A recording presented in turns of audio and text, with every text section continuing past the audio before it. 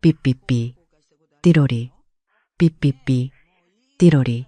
아무리 번호를 다시 눌러보고 꾹꾹 힘주어 터치해봐도 굳게 닫힌 현관문은 열리지 않았어요. 하와이의 뜨거운 태양 아래서 9박 10일 동안 매일같이 골프 치고 쇼핑하고 새까맣게 타서 돌아온 우리 아들 내외는 아마 그 순간 머릿속이 새하얗게 변했을 거예요. 양손에는 면세점에서 사온 명품 쇼핑백과 무거운 골프백이 들려 있었고 얼굴에는 여행의 피로와 짜증이 가득 묻어 있었죠. 어머님, 어머님, 안에 안 계세요? 주무세요? 아, 진짜 문 좀 열어보세요. 며느리가 신경질적으로 현관문을 쾅쾅 두드리는 소리가 제 핸드폰과 연결된 현관 CCTV 어플을 통해 고스란히 아주 생생하게 들려오더라고요. 저는 제주도의 한적한 바다가 내려다 보이는 푹신한 소파에 깊숙이 기대앉아 향긋하고 따뜻한 귤차를 한 모금 마시며 그 우스꽝스러운 화면을 가만히 지켜보고 있었어요. 잠시 후 안에서 달칵하고 문이 열리더니 웬 낯선 중년 남자가 얼굴을 붉히며 확 튀어나왔어요. 그러고는 삿대질을 하며 버럭 소리를 지르는 거예요. 아니, 이 밤중에 남의 집 문을 왜 부수려고 그래요? 술 취했어요? 당장 경찰 부르기 전에 빨리 가요. 그 말에 우리 아들은 눈이 휘둥그레져서 손에 쥐고 있던 캐리어 손잡이까지 놓치며 더듬거리더라고요. 네? 남의 집이라뇨. 아저씨는 누군데 저희 어머니 집에 계시는 거예요? 여기 저희 어머니 명의로 된 아파트인데요. 그러자 새로 이사 온 그 새집 주인 아저씨가 어이가 없다는 듯이 헛웃음을 팍 치면서 던진 한마디. 아마 그 애들 평생에 잊지 못할 끔찍한 트라우마가 됐을 거거든요. 무슨 미친 소리야. 이 집 지난주에 내가 금매로 샀어요. 전주인 할머니가 남기고 간 짐 쪼가리들은 경비실에 다 맡겨뒀으니까. 그거 챙겨서 당장 남의 집 앞에서 꺼져요. 네, 맞아요. 저는 제 피 같은 분당 40평대 아파트, 그 애들이 룰루랄라 하와이로 여행 간 그 틈을 타서 시세보다 무려 5천만 원이나 싸게 현금 박치기 금매로 미련 없이 넘겨버렸어요. 그리고 제 인생에서 그 인간 말종 같은 자식 새끼들을 아주 완벽하고 깔끔하게 지워버렸죠. 도대체 무슨 일이 있었길래 아무리 그래도 자기 배 아파 낳은 외동아들에게 이렇게까지 독하게 굴었냐고요. 제 속이 얼마나 시커멓게 썩어 문드러졌었는지 지금부터 제 기가 막힌 이야기 한번 들어보실래요? 저는요, 35 젊은 나이에 남편을 사고로 먼저 떠나보내고 30년 동안 쉬지 않고 시장통에서 칼국수 장사를 하며 살았어요. 여름이면 펄펄 끓는 육수통 앞에서 숨이 턱턱 막히는 열기를 견뎠고 겨울이면 얼음장 같은 찬물에 손을 담가가며 산더미 같은 배추를 씻고 김치를 담갔죠. 새벽 4시에 일어나서 밤 11시까지 하루 14시간씩 서서 밀가루 반죽을 치대고 면을 썰다 보니 제 무릎 연골은 다 닳아 없어져서 뼈끼리 부딪히는 지경이 되었고 손가락은 마디마디가 굵어지고 굽어서 똑바로 펴지지도 않아요.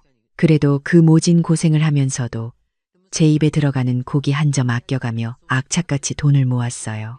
그 덕분에 분당에 꽤 번듯하고 넓은 40평대 아파트도 빚 하나 없이 제 이름으로 샀고 우리 아들내미 남부럽지 않게 서울에 있는 좋은 대학 보내고 훌륭하게 장가까지 보냈거든요. 아들이 번듯한 직장 다니며 예쁜 며느리 얻어나갈 때 이제 내 할 일은 다 끝났구나 싶어 얼마나 뿌듯했는지 몰라요. 식당도 마침내 정리하고 남은 여생은 그저 조용히 동네 친구들이랑 산책이나 다니고 복지관에서 노래 교실이나 다니며 평화롭게 살려고 했어요. 그런데 작년 봄 비가 추적추적 내리던 어느 늦은 밤이었어요.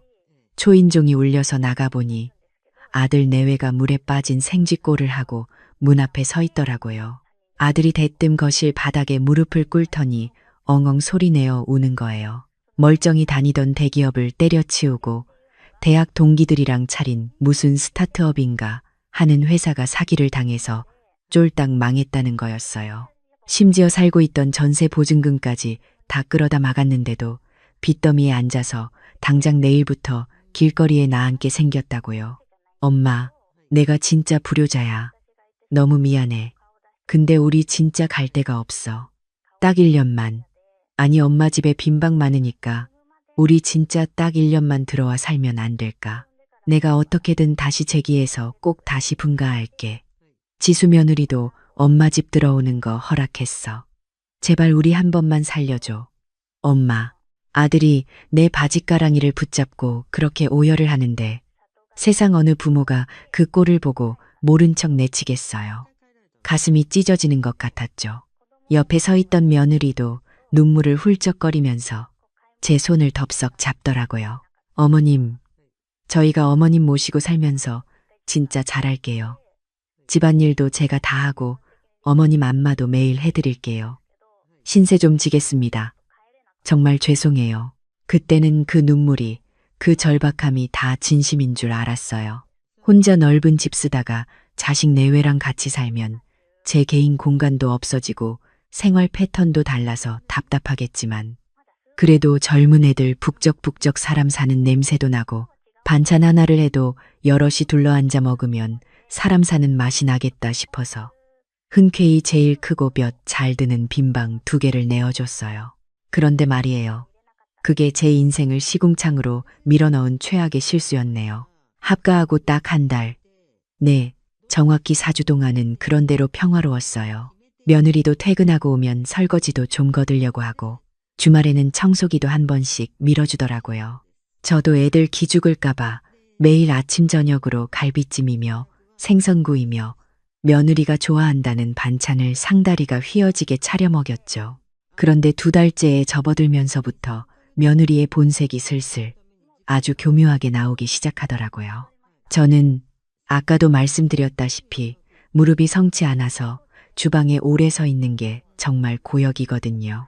진통제를 먹어가며 밥을 차려놓고 기다리면 며느리는 퇴근하고 현관문을 열자마자 구두를 휙 벗어던지고 명품 가방을 거실 바닥에 팽개치듯 내려놓더니 그대로 소파의 대자로 딱 드러눕는 거예요. 아유 어머님, 저 오늘 회사에서 부장님 때문에 너무 스트레스 받아서 진짜 죽을 것 같아요. 배고파 미치겠는데 밥 좀 빨리 차려주세요. 손가락 하나 까딱할 힘이 없네요. 처음엔 직장 생활이 고돼서 그러려니 하고 얼른 따뜻한 밥을 대령했죠. 그런데 이게 하루 이틀도 아니고 매일같이 반복되니까 저도 사람인지라 부하가 치밀더라고요. 자기가 시어머니를 모시는 게 아니라 제가 늙은 상궁처럼 며느리 시중을 들고 있는 꼴이잖아요. 더 기가 막힌 건 밥상 앞에서의 반찬 투정이었어요. 하루는 제가 새벽 시장에 가서 싱싱한 해물을 잔뜩 사다가 정성껏 해물탕을 끓이고 밑반찬을 새로 싹 해놨거든요. 그런데 며느리가 식탁에 앉더니 숟가락으로 국물을 한 입 떠먹고는 인상을 확 찌푸리는 거예요. 어머님, 이거 국간장 넣으셨어요? 아유, 저희는 건강 생각해서 저염식 먹거든요. 간이 너무 짜요, 어머님. 제 몸이 좀 부은 것 같지 않아요? 그리고 이 나물 무치실 때 참기름 쓰셨죠? 다음부터는 식용유나 참기름 말고 꼭 엑스트라 버진 올리브유 써주세요. 샐러드도 마요네즈 드레싱 말고 발사믹으로 해주시고요. 저 다이어트 해야 하거든요. 순간 젓가락을 집어 던지고 싶은 걸 꾹 참았어요. 빚더미에 앉아서 시어머니 집에 얹혀 사는 주제에 매달 생활비 단돈 10만 원 한 번 보탠 적 없는 것들이 입맛은 어찌나 고급스럽고 요구사항은 많은지 제 속이 부글부글 끓는 걸 아는지 모르는지 아들놈은 옆에서 엄마, 지수가 요즘 관리하느라 예민해서 그래. 엄마가 좀 맞춰줘. 이러면서 실실 웃고 자빠졌더라고요. 집안일은 또 어떻고요? 주말이 되면 저는 밀린 이불 빨래에 화장실 청소하느라 허리가 휠 지경인데 부부는 느지막이 점심때쯤 일어나서 대충 세수만 하고 쏙 빠져나가요. 저녁 늦게 들어올 때 보면 백화점 쇼핑백을 주렁주렁 들고 옷에서는 비싼 향수 냄새랑 고기 냄새가 진동을 하죠. 아들, 너희들 빚 갚느라 힘들다며. 주말마다 그렇게 백화점 가서 돈 쓰고 돌아다녀도 되는 거니? 하고 슬쩍 물어보면 아유 엄마, 기분 전환 좀 한 거야. 지수가 백화점 VIP 등급 떨어지면 안 된다고 해서 겸사겸사. 그리고 오늘 오마카세 진짜 기가 막힌데 다녀왔어. 나중에 엄마도 돈 많이 벌면 사줄게. 이러는데 진짜 헛웃음이 나오더라고요. 집이 망해서 갈 데가 없다고 울고불고 할 땐 언제고 자기들 입고 먹고 치장하는 건 여전히 강남 사모님 수준을 유지해야 했나 봐요. 시어머니는 무릎에 파스 덕지덕지 붙이고 지들 팬티까지 손빨래하고 있는데 말이죠. 결국 하루는 제가 참다 못해 주말에 외출 준비를 하는 아들을 방으로 따로 불렀어요. 너희들 진짜 너무하는 거 아니니? 생활비 한 푼 안 내는 건 내가 애미로서 다 품어준다고 쳐. 근데 애미 며느리 저거 집에 오면 손가락 하나 까딱 안 하고 밥 차려내라, 청소해라, 상전 노릇하는 거 꼴 보기 싫어 죽겠다. 엄마 무릎 아파서 매일 밥 차리고 청소하는 거 너무 힘들어. 주말이라도 너희가 집안일 좀 거들라고 해라. 그런데 제 배 아파 낳은 우리 아들 대답이 뭔지 아세요? 제 가슴에 대못을 쾅쾅 박더라고요. 아유, 엄마, 진짜 왜 그래 답답하게. 지수 회사 일로 스트레스 엄청나게 받아. 밖에서 돈 벌어오는 애한테 집안일까지 하라고. 엄마는 집에서 하루 종일 편하게 노시면서 며느리 밥 한 끼, 청소 좀 해주는 게 그렇게 억울하고 분해. 엄마가 옛날 사람이라 잘 모르나 본데 요즘 세상에 시어머니가 며느리한테 집안일 시키고 잔소리하면 그거 당장 이혼 사유야. 엄마가 나 이혼하는 꼴 보고 싶어서 그래. 제발 엄마가 좀 참아. 기가 차서 진짜 기가 막혀서 말이 안 나오더라고요. 하루 종일 노는 게 아니라 너희 부부 뒤치다꺼리 하느라. 너희가 어질러 놓은 쓰레기 치우고 밥해 먹이느라 내 뼈가 녹아내리고 골병이 들고 있는데 내 자식이지만 어쩌면 저렇게 이기적이고 멍청하고 한심할까 싶었어요. 며느리 치마폭에 쌓여서 지 어미 죽어 나가는 건 보이지도 않는구나 싶었죠. 그때부터였어요. 제 마음속에서 아들에 대한 모정, 며느리에 대한 일말의 측은지심, 그 모든 오만정이 진짜 뚝뚝 떨어져서 바닥으로 곤두박질 치기 시작했던 게 그래도 내가 어른이니까 약속한 1년만 어떻게든 이 악물고 버티자. 1년 뒤에는 빚을 다 갚았든 못 갚았든 무조건 짐 싸서 내보내자. 그렇게 매일 밤 혼자 베개에 얼굴을 묻고 눈물을 삼키며 하루하루를 버텼죠. 그런데 사람 몸은 거짓말을 못하더라고요. 그렇게 스트레스를 받고 무리하게 집안일을 전담하다 보니 결국 올 것이 오고야 말았어요. 어느 날 저녁 며느리가 퇴근해서 또 소파에 드러누워 어머님, 오늘 저녁은 뭐예요? 저 매콤한 갈비찜 땡기는데 하길래 욱하는 마음을 억누르며 무거운 뚝배기를 양손으로 들고 식탁으로 걸어가던 참이었어요. 순간 찌릿 하고 오른쪽 무릎에서 뼈가 어긋나는 듯한 끔찍한 파열음이 들리더니 눈앞이 번쩍하더라고요. 비명과 함께 저는 그대로 바닥에 고꾸라졌고 펄펄 끓던 뚝배기는 산산조각이 나면서 뜨거운 국물이 사방으로 튀었어요. 너무 아파서 숨도 제대로 안 쉬어지고 바닥을 뒹굴며 신음하는데 놀라서 뛰어나온 아들과 며느리는 저를 부축할 생각은 안 하고 깨진 뚝배기 파편에 자기들 발이 다칠까봐 뒷걸음질만 치고 있더라고요. 다음 날 겨우 택시를 타고 대학병원에 가서 정밀 검사를 받았어요. 엑스레이와 MRI 사진을 모니터에 띄워놓고 의사 선생님이 심각한 표정으로 말씀하시더라고요. 어르신, 이거 도대체 무릎을 얼마나 혹사하신 겁니까? 연골이 아예 하나도 안 남아서 위아래 뼈가 다 갈리고 있어요. 진짜 당장 양쪽 무릎 인공관절 삽입 수술을 하셔야 합니다. 더 지체하면 평생 휠체어 타셔야 해요. 가슴이 철렁 내려앉았죠. 선생님이 달력에 동그라미를 치며 수술 날짜를 다음 달 둘째 주로 잡아주셨어요. 최소 2주는 꼼짝없이 병원에 입원하셔야 하고요. 퇴원 후에도 한 달 정도는 거동이 매우 불편하실 테니 보호자가 24시간 꼭 옆에서 수발을 들어야 합니다. 아시겠어요? 혼자서는 화장실도 못 가십니다. 병원을 나서는데 눈물이 핑 돌더라고요. 내 인생이 왜 이렇게 됐을까? 자식 걷어 먹이겠다고 이 늙은 몸을 혹사하다가 결국 이렇게 수술대까지 오르는구나 싶어서요. 그래도 어쩌겠어요. 같이 사는 자식들이 있으니 이번 기회에 애들이 정신 차리고 내 병간호 좀 하면서 부모 고마운 줄 알게 되겠지. 아주 바보 같은 기대를 아주 잠깐, 아주 조금 했어요. 그날 저녁 무거운 마음으로 아들 부부를 거실 식탁에 마주 앉혔어요. 두 사람 다 핸드폰만 들여다보며 건성으로 앉아 있었죠. 나 오늘 병원 다녀왔다. 무릎이 다 망가져서 당장 수술해야 한대. 다음 달 둘째 주 수요일로 수술 날짜 잡고 왔다. 큰 수술이라 최소 2주는 입원해야 하고 꼼짝도 못하니까 누군가 옆에 있어야 한단다. 저는 애써 차분하게 말을 이었어요.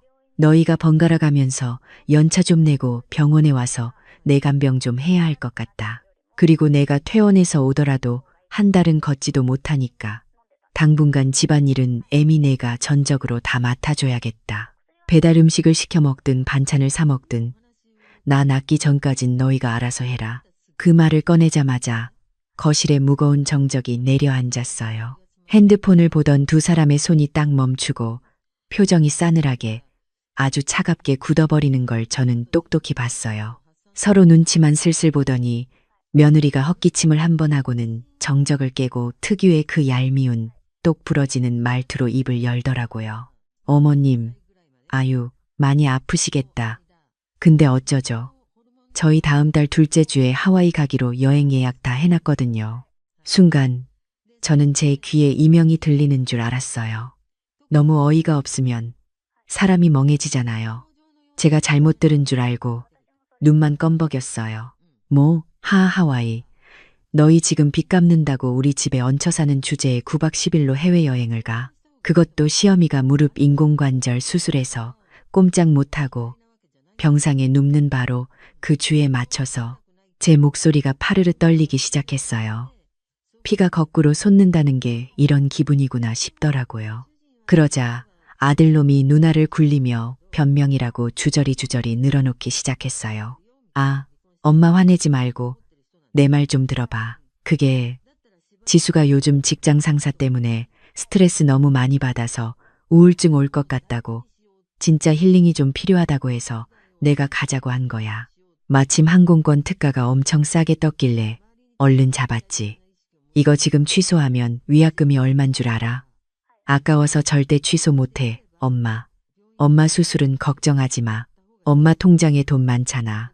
우리가 간병인 부르는 어플 깔아줄 테니까 엄마 돈으로 특급 간병인 써. 요즘 간병인들이 가족보다 더 잘해줘. 세상에 내 자식 입에서 나오는 말이라고는 믿을 수가 없었어요. 위약금이 아까워서 어미 수술을 외면하고 엄마 통장에 돈 있으니 남의 손에 맡기라니. 제가 식탁을 콱 내리치며 부들부들 떨리는 손으로 며느리를 쏘아봤어요. 지수 너 바른 대로 말해봐. 내가 이 집에서 지난 1년 가까이 너희 부부 밥해 먹이고 똥 닦아주듯 치워주고 청소해주느라 무릎이 이 지경으로 망가진 거 뻔히 알면서 시어미가 큰 수술 받고 마취해서 깰 때 병실에 아무도 없는데 너는 기어코 그 하와이 바다에서 수영을 해야겠니? 제 호통에 눈 하나 깜짝 안 하고 며느리는 오히려 어깨를 으쓱하며 턱을 치켜들더라고요. 그리고 제 가슴을 산산조각 내고 기어이 이 집을 팔아치우게 만든 그 악마 같은 명대사를 아주 또박또박 내뱉었어요. 어머님, 섭섭해하지 마시고 현실을 좀 보세요. 솔직히 요즘 세상에 누가 자기 금쪽 같은 연차, 휴가 다 써가며 시어머니 똥오줌 받아내고 병수발을 들어요? 어차피 시댁은 남이잖아요. 피 한 방울 안 섞인 남. 어머님 아프신 건 안타깝고 속상하지만 제가 왜 제 귀한 힐링 휴가를 어머님 병실에서 병균 냄새 맡으며 썩어야 해요. 저희 친정엄마가 아팠어도 전 제 돈 주고 간병인 썼을 거예요. 그러니까 쿨하게 간병인 쓰시고 저희 다녀오면 영양제나 좋은 거 하나 사다 드릴게요. 시댁, 은남이다. 피 한 방울 안 섞인 남. 남의 집에 뻔뻔하게 기어들어와서 공짜로 먹고 자고 호의호식하면서 늙은 어미 골수를 빨아먹을 때는 가족이고 지가 아쉬울 때만 가족이고 내가 병들고 아파서 손길이 필요할 때는 남이라는 그 기막힌 논리. 그 말을 듣는 순간 제 머릿속에서 핀트가 툭 하고 나가는 소리가 들렸어요. 1년 가까이 꾹꾹 눌러 참아왔던 화, 자식에 대한 미련, 체면, 그 모든 걸 이어주던 끈이 거짓말처럼 딱 끊어지더라고요. 신기하게도 눈물도 안 났어요. 오히려 마음이 무서울 정도로 차분해지고 차가워지는 걸 느꼈죠. 아들놈은 옆에서 분위기 파악도 못하고 거들고 있더라고요. 엄마, 지수 말이 너무 직설적이고 필터링이 없어서 그렇지. 솔직히 틀린 말은 아니잖아. 요즘 누가 가족 병간호에 서로 피곤하게. 내가 간병인 예약 싹 다 해놓고 갈 테니까 걱정하지 마. 알았지? 저는 며느리의 뻔뻔한 얼굴과 아들의 그 한심한 낯짝을 번갈아 가며 한참을 가만히 응시했어요. 속에서 뜨거운 용암이 끓어오르는 걸 차가운 얼음으로 덮어 누르면서요. 그래, 알겠다. 남한테 내가 너무 많은 걸 바랐구나. 저는 더 이상 소리 지르지도 화를 내지도 서운하다고 눈물을 짜지도 않았어요. 그저 얼굴에 옅은 미소까지 띠며 고개를 천천히 끄덕여줬죠. 그래, 가만 생각해보니 지수 내 말이 100번, 1000번 맞다. 시댁은 남이지. 남한테 내 병수 바래달라고 때를 쓴 내가 주책 맞고 늙은이 욕심이었네. 그래, 어차피 간병인이 더 전문적이고 잘하겠지. 걱정하지 말고 너희들은 하와이 가서 푹 쉬다 오렴. 비행기표 취소하면 아깝지암. 제가 이렇게 너무도 쉽게 수긍하고 체념하는 모습을 보이자 며느리의 얼굴에는 승리의 미소가, 그 가증스러운 안도감이 번지더라고요. 속으로 아유, 진작 포기할 것이지. 이래서 늙은이들은 팩트로 꽂아줘야 해 라고 생각했겠죠. 호구 같은 시어머니를 완벽하게 길들였다고 착각하면서요. 하지만 그 멍청한 것들은 꿈에도 몰랐을 거예요. 제가 속으로 얼마나 시퍼렇게 날 선칼을 갈고 있었는지. 그 하와이 여행이, 그들의 화려한 쇼핑과 휴식이 앞으로 닥쳐올 지옥 같은 현실의 마지막 만찬이 될 거라는 사실을 말이에요. 며칠 뒤 두 사람은 신나게 콧노래를 부르며 28인치짜리 초대형 캐리어를 2개나 꽉꽉 채워 거실로 끌고 나왔어요. 면세점에서 뭘 그렇게 많이 살 건지 빈 캐리어도 하나 더 챙겼더라고요. 하와이안 셔츠에 명품 선글라스까지 끼고 마치 세상을 다 가진 듯한 표정이었죠. 어머님, 저희 다녀올게요. 수술 잘 받으시고요. 간병인 아주머니 오시면 잘 부탁한다고 10,000원짜리 몇 장 쥐어주세요. 다녀와서 뵐게요. 며느리는 끝까지 제 염장을 지르는 인사를 남기며 사뿐사뿐 현관문을 나섰고, 아들도 엄마, 밥 잘 챙겨 먹고 있어 하며 뒤따라 나갔어요.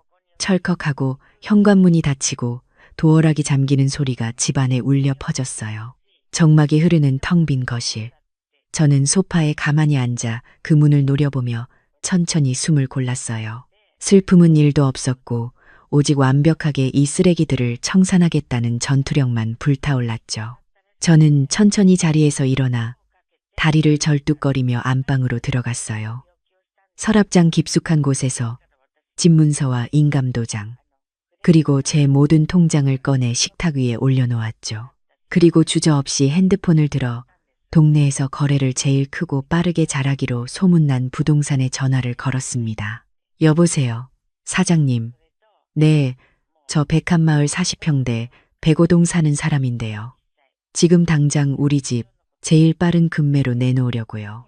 수화기 너머로 사장님이 지금 내놓으시면 시세보다 싸게 던져야 한다고 우려 섞인 목소리로 묻더라고요.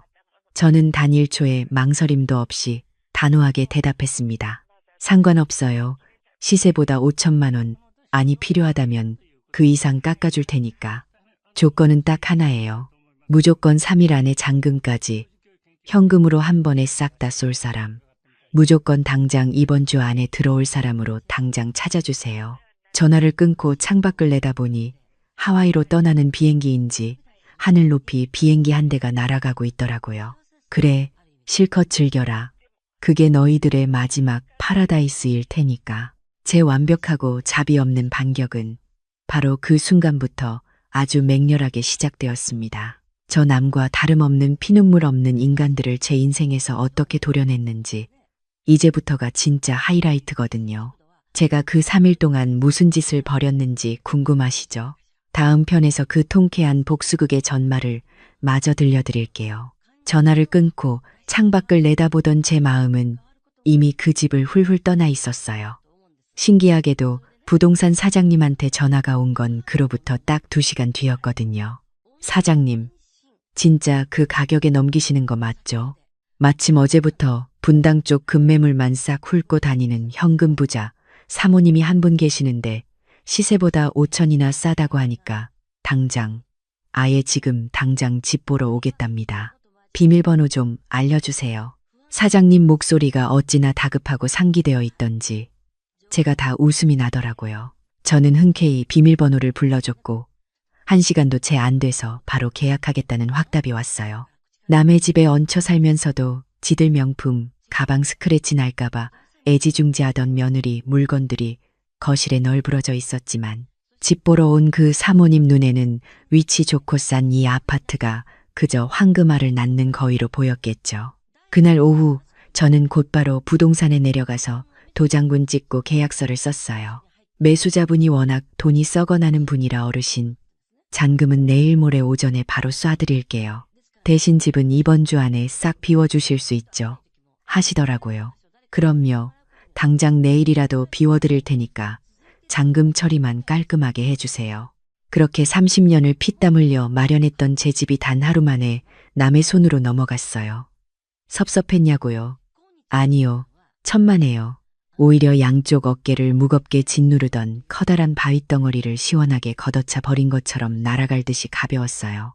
다음 날 아침 일찌감치 이삿짐센터에 전화를 걸었어요. 사장님, 저 포장이사 말고 그냥 짐 빼서 보관소로 넘기는 거 할 건데요. 제일 싼 곳, 경기도 외곽 쪽에 땡볕 내리쬐는 비닐하우스 같은 싼 창고 있죠. 습기 차고 먼지 많은 곳도 상관없어요. 무조건 한 달 보관료, 제일 싼 곳으로 큰 컨테이너 하나 잡아주세요. 이삿짐센터 사장님이 흠칫 놀라시더라고요.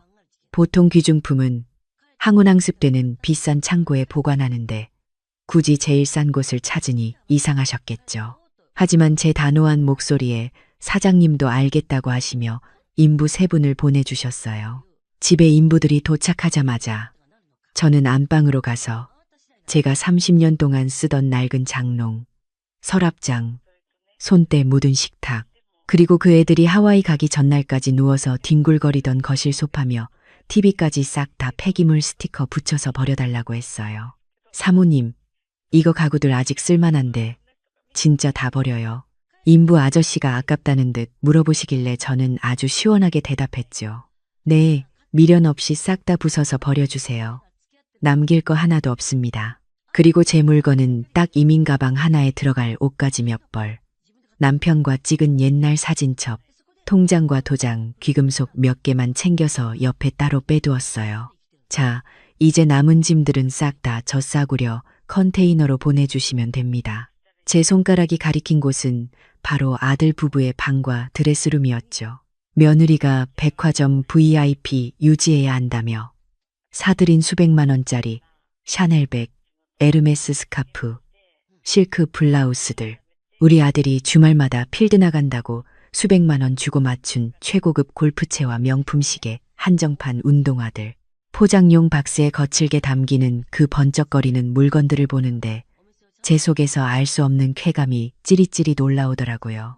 이삿짐센터 직원들이 박스 테이프를 찌익찌익 뜯어서 무심하게 포장하는 소리가 제 귀에는 세상 어떤 교향곡보다 경쾌하게 들렸거든요. 저기 사장님, 그 비싼 가방들이랑 옷들은 뽁뽁이로 쌀 필요 없어요. 그냥 큰 비닐봉지에 뭉텅뭉텅 구겨 넣어서 박스에 던져 넣으세요. 어차피 쓰레기 될지도 모르거든요. 제 말에 인부 아저씨들이 꿀꺽 침을 삼키며 서로 눈치를 보더라고요. 시어머니가 며느리 짐을 이렇게 악랄하게 처박는 걸 처음 보셨을 테니까요.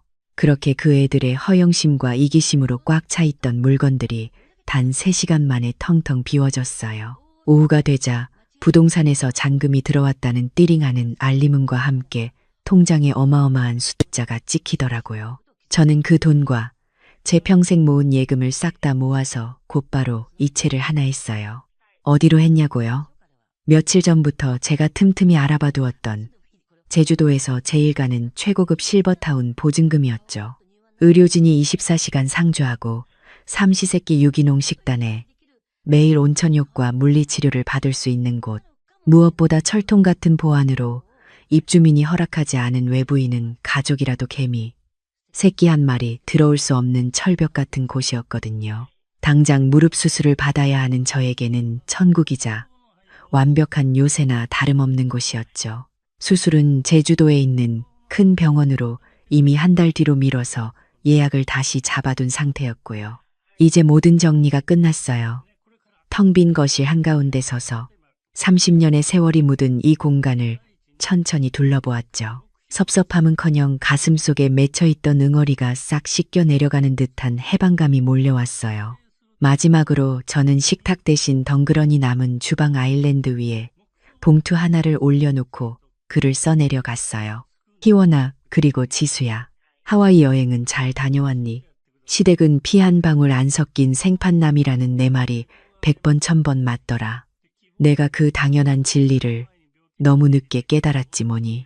남의 집에 기어들어와 얹혀 사는 주제에 공짜로 밥 얻어먹고 청소 서비스 받으며 상전 노릇하느라 참 고생 많았다. 이제 나도 철저하게 남으로, 아니 남보다 못한 사이로 살아주마. 이 집은 내가 시세보다 5천이나 깎아서 금매로 팔아버렸다. 잔금까지 다 받았으니 이젠 완벽한 남의 집이야. 너희들의 그 소중하고 비싼 명품 옷가지며 가방, 골프채들은 경기도 외곽에 있는 땡볕 내리쬐는 비닐하우스 창고에 아주 꼼꼼하게 다 처박아 두었다. 보관료는 딱 한 달치만 결제했단다. 며칠 뒤면 결제일이 끝날 텐데 그 안에 창고비 내고 찾아가지 않으면 싹 다 쓰레기장으로 폐기 처분될 테니 서두르는 게 좋을 거야. 내 전화번호는 이 편지를 쓰는 즉시 해지하고 새로 바꿀 거란다. 나 찾을 생각도 연락할 생각도 절대 하지 마라. 거지 같은 인간 말종들에게 내어줄 재산은 단 1원도 없으니까. 남의 등골 빨아먹을 생각 말고 빚더미 안고 너희들 힘으로 알아서 바닥부터 다시 기어 올라와 보렴. 너희들의 찬란한 힐링 휴가가 끝난 걸 축하한다. 편지를 곱게 접어 봉투에 넣고 겉면에 며느리와 아들에게라고 적었어요. 그리고 이삿짐 센터에서 받은 창고 열쇠와 창고 주소가 적힌 명함을 봉투 안에 함께 넣었죠. 저는 캐리어 하나만 달랑 끌고 집을 나섰어요. 1층 경비실에 들러 평소 친하게 지내던 경비 아저씨께 봉투를 건네며 5만 원짜리 2장을 쥐어드렸죠. 반장님, 저 이제 이 집 팔고 훌쩍 떠나요. 그동안 감사했어요. 그리고 혹시 며칠 뒤에 우리 며느리나 아들이 와서 문 못 열고 쩔쩔매면 그냥 남의 집이니까 이 봉투나 하나 전해주시고 쫓아내주세요. 부탁 좀 드릴게요. 아저씨가 영문은 모르시면서도 봉투를 주머니에 쑥 넣으며 끄덕이시더라고요. 그 길로 저는 택시를 타고 김포공항으로 향했어요. 창문을 반쯤 내리고 자유롭게 불어오는 바람을 맞는데 제 65년 인생에서 그렇게 홀가분하고 상쾌한 바람은 처음이었네요. 비행기가 활주로를 박차고 하늘로 날아오르는 순간 제 마음속에 남아있던 마지막 한 줌의 미련마저 하얗게 흩어져 사라졌어요. 제주도에 도착해서 미리 예약해둔 실버타운에 입주를 마쳤을 때의 그 황홀함이란, 방문만 열고 나가면 푸른 바다가 파도치는 소리가 들리고 호텔식 침구는 매일 뽀송뽀송하게 갈아주더라고요. 끼니 때마다 영양사가 짠 식단으로 전복죽, 갈치구이, 신선한 샐러드가 제 앞에 딱딱 차려지는데 눈물이 핑 돌 지경이었어요. 내가 이러려고 30년 동안 밀가루 반죽을 치대며 살았구나. 왜 진작 이렇게 내 돈 쓰며 나를 위해 살지 못했을까. 후회가 되면서도 지금이라도 깨달아서 다행이다 싶었죠. 자, 이제 다시 맨 처음 이야기로 돌아가 볼까요? 제가 제주도에서 매일같이 온천욕을 즐기며 뭉친 근육을 풀고 있을 때 하와이에서 까맣게 타서 돌아온 우리 아들 내외는 새 집주인한테 문전박대를 당하고 길거리에 나 앉았잖아요. 아마 넋이 나가서 경비실로 쫓겨갔을 거고 거기서 경비 아저씨가 툭 던져준 제 편지를 읽었겠죠. 봉투 안에서 툭 떨어지는 싸구려 창고 열쇠를 보며 그 애들 눈알이 얼마나 튀어나올 듯이 커졌을지 안 봐도 비디오더라고요. 당장 제 핸드폰으로 수십 통, 수백 통 전화를 걸었겠지만 없는 번호입니다라는 기계음만 앵무새처럼 반복됐을 거고요. 머리 꼭대기까지 화가 나서 아니 미칠 듯한 공포에 질려서 그 밤에 택시를 잡아 타고 경기도 외곽에 있는 컨테이너 창고로 달려갔을 거예요. 그 창고, 제가 가봐서 아는데 정말 기가 막히거든요. 먼지 풀풀 날리는 흙바닥에 한낮이면 비닐하우스처럼 열기가 갇혀서 찜통이 따로 없는 곳이에요. 문을 열자마자 훅 끼쳐오는 곰팡내와 습기에 자기들의 그 소중한 명품 가방들이 쭈글쭈글해지고 비싼 옷들이 퀴퀴한 냄새를 뒤집어 쓰고 있는 걸 보면서 아마 길바닥에 주저앉아 엉엉 울었겠죠. 하와이에서 잔뜩 사온 면세품 쇼핑백을 끌어안고 말이에요.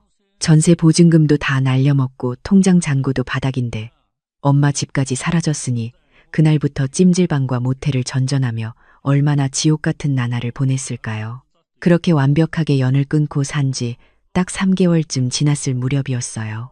저는 제주도 큰 병원에서 무릎 인공관절 수술을 아주 무사히 마치고 실버타운 전담 간호사의 극진한 간호를 받으며 휠체어에서 막 내려와 재활 걷기 연습을 하고 있었죠. 창밖으로 유채꽃이 만발한 걸 보며 콧노래를 부르고 있는데 방에 있는 인터폰이 요란하게 울리더라고요. 사모님, 105호 사모님, 지금 정문 보안실입니다. 보안팀장님의 목소리가 꽤 다급했어요. 네, 무슨 일이시죠? 아이고, 사모님. 여기 지금 어떤 젊은 부부가 캐리어를 끌고 와서 입구를 막고 난리를 치고 있습니다. 사모님 아드님이랑 며느리라면서 당장 엄마 좀 만나게 해달라고 울고불고 떼를 쓰네요. 행색이 말이 아닌 게 어디서 노숙하다 온 사람들 같은데 사모님 뵈러 왔다고 문을 부술 기세입니다. 순간 심장이 쿵 하고 내려앉긴 했어요. 이 독한 것들이 어떻게 내가 제주도에 숨어 있는 것까지 흥신소라도 써서 알아냈구나 싶었죠. 하지만 당황한 기색은 단 1초도 내비치지 않았어요. 오히려 입가에 서늘한 미소가 쓱 번지더라고요. 아이고, 팀장님. 제가 입주할 때 말씀드렸잖아요. 저는 이 세상에 피부치 하나 없는 독거노인이라고요. 네? 하지만 이 사람들이 사모님 주민등록 번호까지 대면서 가족관계증명서 떼오겠다고 소리를 지르는데요. 저는 인터폰 수화기를 꽉 쥐고 아주 크고 명확한 목소리로 또박또박 대답했어요. 그 밖에서 악을 쓰고 있을 두 사람의 귓가에까지 제 목소리가 똑똑히 들리기를 바라면서요. 네, 팀장님. 제가 정신이 좀 온전치 못한 인간들을 알긴 하는데요. 저랑은 일면식도 없는 피 한 방울 섞이지 않은 생판 남입니다. 그냥 잡상인이나 미친 사람들이니까 당장 경찰 부르세요. 저희 실버타운 업무 방해로 고발 조치해 주시고요. 계속 행패 부리면 제가 묻지마 폭행으로 고소하겠다고 전해주세요. 아시겠어요? 가람베, 오로니간이란 악의 단요. 제 허락 없이는 개미 한 마리도 이 철문 안으로 못 들어옵니다. 제 단호하고 싸늘한 목소리에 팀장님도 이내 상황을 파악하셨는지 알겠습니다. 사모님, 바로 경찰에 인계하고 접근 금지 조치 취하겠습니다. 안심하고 쉬십시오. 하시더라고요. 인터폰을 끊고 창가로 다가가 슬쩍 밖을 내다봤어요. 정문 차단기 밖에서 우리 아들과 며느리가 경찰관 2명한테 양팔을 붙들려 질질 끌려가는 모습이 개미만 하게 보이더라고요. 며느리는 바닥에 주저앉아 발버둥을 치며 오열하고 있었고 아들놈은 넋이 나간 표정으로 제가 있는 건물 쪽을 하염없이 올려다보고 있었죠. 그 애들 꼴을 보니 하와이 갈 때 입었던 그 화려한 명품 옷들은 다 어디 가고 구깃구깃한 티셔츠에 꾀죄죄한 몰골이 따로 없더라고요. 빚쟁이들한테 쫓기며 컨테이너 창고 월세도 못 내서 짐은 다 버려지고 찜질방 전전하다가 이 먼 제주도까지 와서 매달려 보려 했겠지만 이제 끝났어요. 그들의 유일한 피난처이자 지갑이었던 어미는 그날 그 하와이 여행을 기점으로 완전히 죽어버렸으니까요. 여러분, 세상 사람들은 자식이기는 부모 없다고들 하죠. 부모니까 아무리 미워도 품어야 하고 내 뼈를 깎아서라도 자식 배부른 걸 봐야 직성이 풀리는 게 한국 엄마들의 숙명이라고요. 근데 제가 겪어보니까요. 그거 다 옛날 말이에요. 부모 등골 빼먹는 걸 아주 당연한 권리처럼 여기고 자기 기분과 안위만 중요한 이기적인 짐승 같은 자식에게는 무조건적인 사랑이 오히려 독약이더라고요. 내가 아프고 힘들 때 나를 지켜주는 건 남편도 아니고 자식도 아니었어요. 바로 내 이름으로 된 빳빳한 통장 잔고와 결단력 있는 이기심이더라고요. 며느리 말대로 시댁은 남입니다. 남이면 남답게 대우해주면 되는 거예요. 저는 지금 이 제주도의 푸른 바다가 한눈에 내려다 보이는 넓은 창가 발라기자에 앉아 따뜻한 허브차를 마시며 이 이야기를 들려드리고 있어요. 새로 낀 인공관절 덕분에 어제부터는 지팡이 없이 실버타운 산책로를 한 바퀴 다 돌았답니다. 매주 토요일에는 여기 사는 우아한 할머니, 할아버지들이랑 와인 동호회도 하고요. 제 남은 인생 20년, 아니 30년은 오로지 나 윤정심을 위해서, 나만을 위해서 최고로 대접하며 살 거예요. 어머님들, 지금 혹시 뻔뻔한 자식 내외한테 얹혀 살면서 아니면 캥거루처럼 들러붙어 피 빨아먹는 자식들 때문에 남몰래 소갈이하고 계신 분들 있나요? 참지 마세요. 내 인생은 내 겁니다. 며느리 눈치 보고 불효자식 뒤치다꺼리 하느라 여러분의 귀하고 눈부신 황혼을 쓰레기통에 처박지 마세요. 통장에 돈만 꽉 쥐고 결단만 내리면 굳이 존중받지 못하는 가족이라는 껍데기를 뒤집어 쓰고 살 필요가 없더라고요. 세상에 나 자신보다 소중한 건 없습니다. 제 이 속 시원한 참교육 이야기가 오늘 밤 여러분 가슴속에 쌓인 꽉 막힌 체증을 확 가 아주 시원하게 내려드렸기를 바라면서 저는 이만 물러갈게요. 내일 아침에는 피부 관리 예약이 되어 있거든요. 늘 건강하시고 나 자신을 이 세상에서 제일 많이 사랑하세요.